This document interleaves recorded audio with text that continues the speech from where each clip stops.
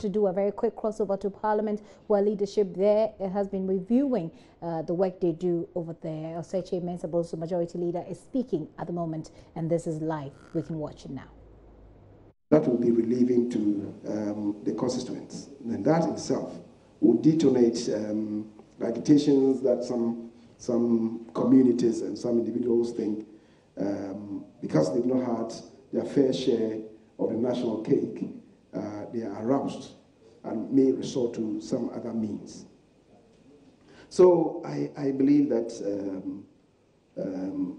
what findings that you have come out with would encourage us to do much better than we have done.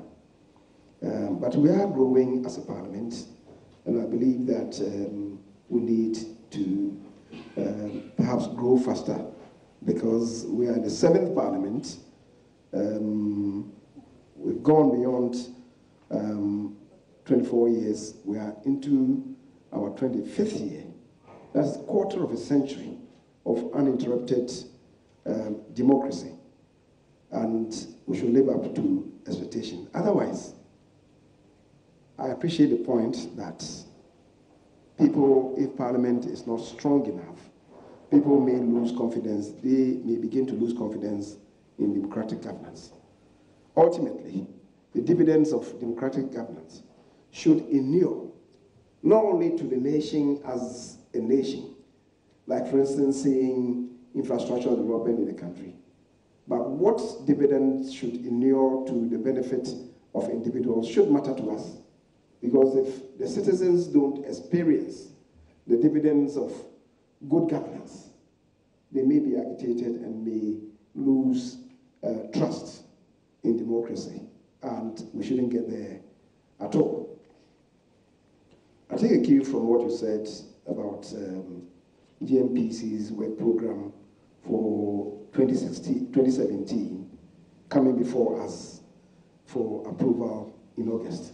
Certainly not the best, but I will suggest to you that it's never happened that we have approved of their work program before their budget come to us.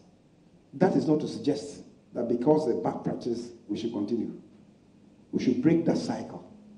I remember in 2016, 2015, we almost fought over this when we insisted that we had to travel some distance, and that we need to have their work program before we approve of their budgets.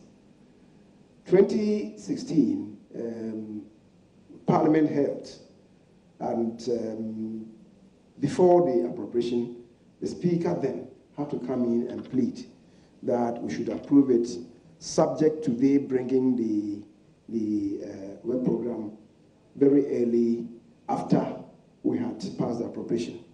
Even then, it took quite a while for them to bring their work program. And I would want to believe that we need to apply critical eyes at GNPC. Honestly, a lot of wastage goes on there. When you consider the fact that about a third of our oil revenue goes to them, and somehow a lot of it gets misapplied, we should be worried as a country. We should be worried as a country. And indeed, as a parliament, we should begin to determine when allocating such huge amounts to GNPC should be halted. Yes, they have good reason to have that money. I believe that as we travel along, we should come to some determination to pull the plugs. Perhaps not all of a sudden, but to stagger whatever we do to ensure that they sit up. If GNPC, with respect, has money to ferry supporters of Black Stars to countries at huge cost, GNPC demonstrates by their actions and inactions that perhaps we are giving them much more than they deserve. And as a country, as a parliament, we should sit down and interrogate what amounts we have been giving to them. I think overall, Parliament is emerging strongly, and I'm happy that the second presenter, Ambassador, you related to some of the positives that are emerging, but there's still room to improve upon our performance. I think you are not very clear about the resort to considering a bill under a certificate of urgency. To be honest, I did not understand where the misgiving was coming from, because it is not a new creature. We have resorted to that during all regimes and on many, many occasions in the last administration. So I was troubled when, along the line, somebody rose to challenge what we had been doing and implied that it was unconstitutional.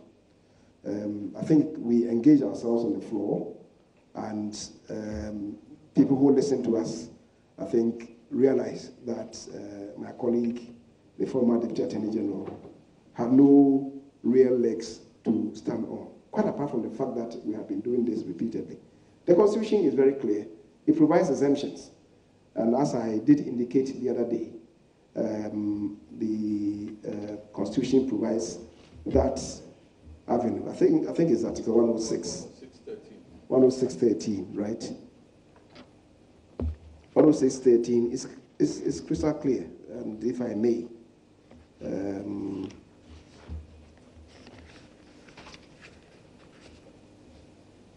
yes, 106.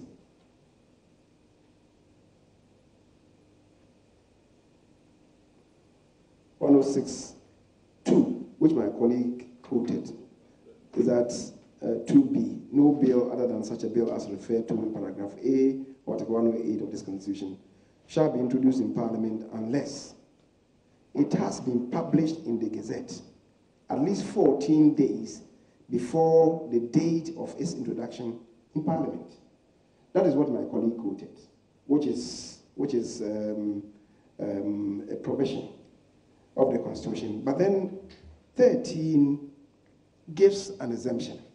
106.13 provides an exemption, and which reads, where it is determined by a committee of Parliament appointed for the purpose that a particular bill is of an urgent nature, the provisions of the preceding clauses of this article, including what I read, other than clause 1 and paragraph A of clause 2, shall not apply.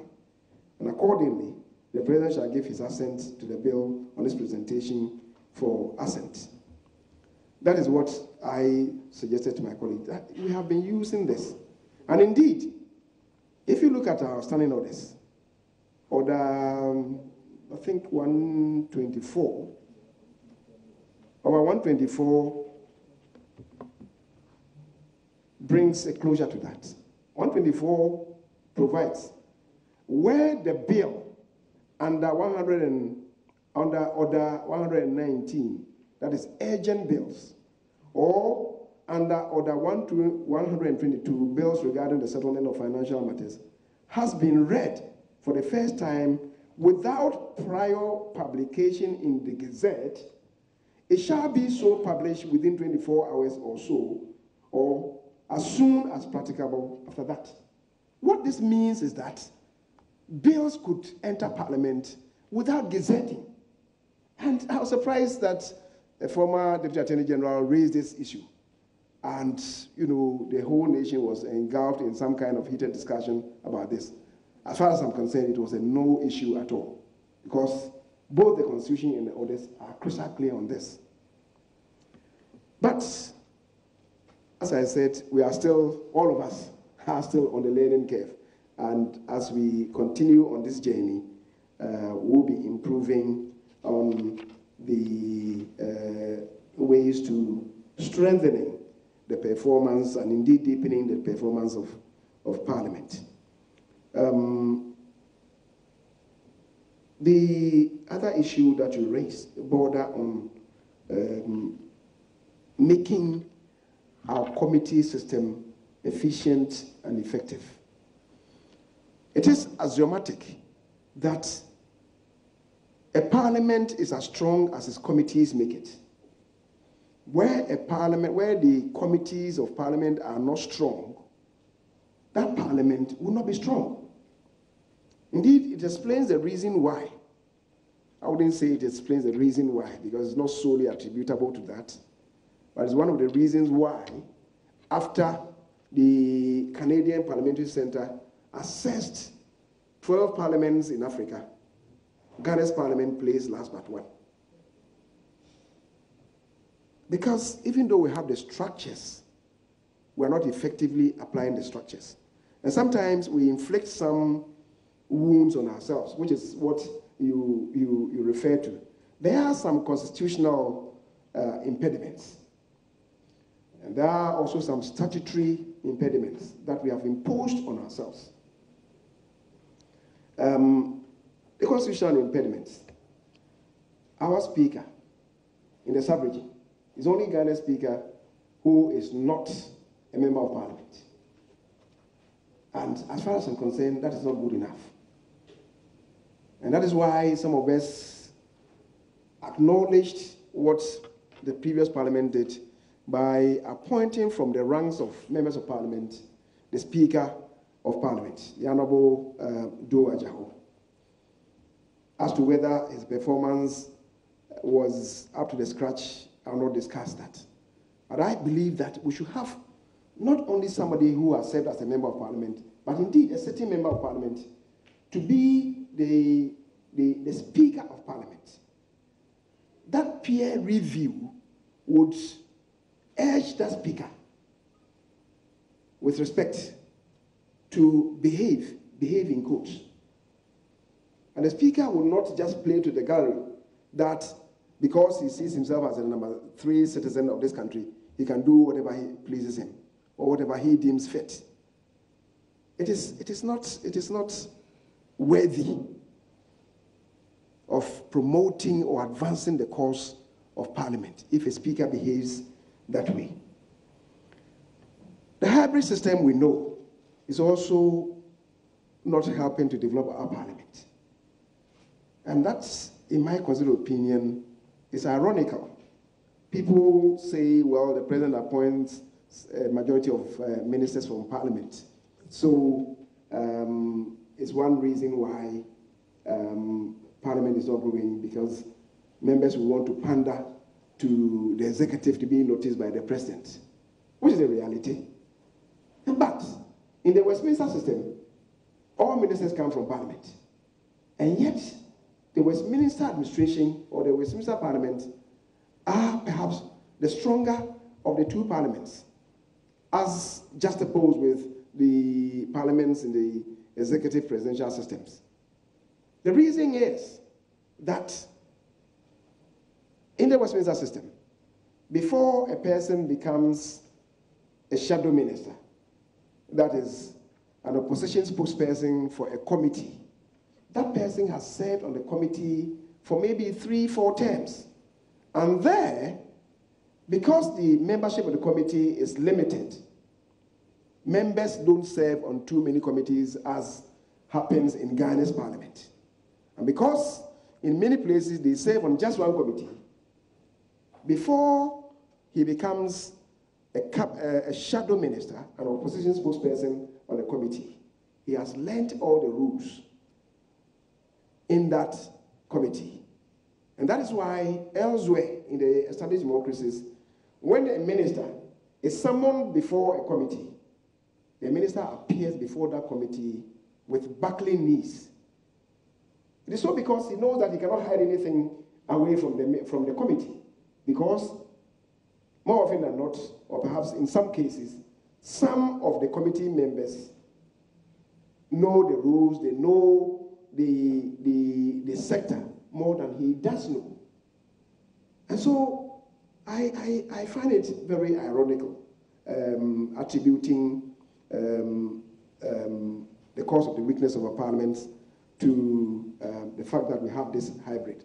It is just that people want to be noticed by the powers that be and fail to do what is required of them. But as I said, there are other matters that are also some wounds that we have inflicted upon ourselves by statute. For instance, in the established democracies, recognizing that, and of course we do know that even though one of Parliament's cardinal responsibilities is oversight, yet we recognize that no Parliament is uniform. And as I said, the burden of overseeing the executive by every Parliament or by any Parliament is more on the shoulders of the opposition members. Now, committees, setting the agenda of committees depends so much on the creativity and industry of the chairperson. Now, in our instance, because the president selects the majority of members from Parliament and make them ministers, that is from the majority benches, and make them ministers. Those of them who are left behind, they are not crumbs, but they are left behind people. You then make all these, by your own statute, the chairs of the committees. And because they have to set the agenda of the committees, sometimes they are found wanting. There are a couple of those of them who have been left behind who are very strong. I mean, consider the chairman of the Finance Committee. In his own right, he's a very good material. He could be made the Minister of Finance. He's a very good material. There are a couple of people like that. But generally speaking, it is not so. I'm not limiting it to this administration. I mean, throughout the life of the Parliament of the Fourth Republic, it has been like that. So ab initio, you paralyze the committees. The second thing is with the numbers. Our committees are hugely populated entities. I did just indicate to you that elsewhere you have the committees' numbers pruned down such that in those jurisdictions it's just about one man, one machete, or if you like, one woman, one basket. Members belong to just one committee. And because they belong to one committee, they learn the rules there, applying to the various sectors that they superintend. So the person stays in the committee for maybe 2 terms. He comes out, he speaks as an authority on the sector. Here, people would want to belong to 3, 4 committees. If you don't put them on more than 2, they are complaining. And you see, financial control, what's this charge we affect in scrutinizing budgets, is a very huge responsibility of Parliament. And you know what happens when budgets have been presented to us. Members who belong to more than 2, 3 committees then hop from one committee sitting to the other. Such members would stay for about 3 terms, 4 terms, and they haven't learned much. That is one of the reasons why our committees are not growing. Again, by our own standing orders, we have provided that if matters are not referred to committees, the committees cannot act. Ambassador, so when you said to us that we should act proactively, that is what is inhibiting the performance of our committees. Not until referrals are made to them. They cannot suo motu act.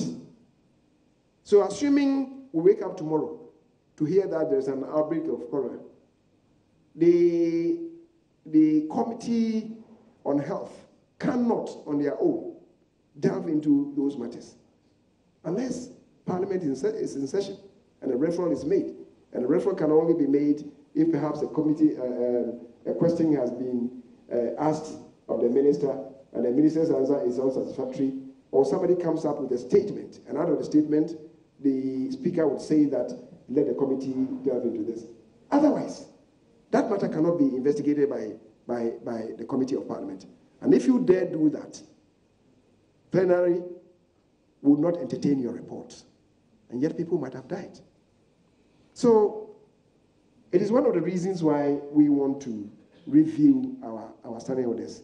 And indeed, as you said, we will endeavor to bring that matter to a closure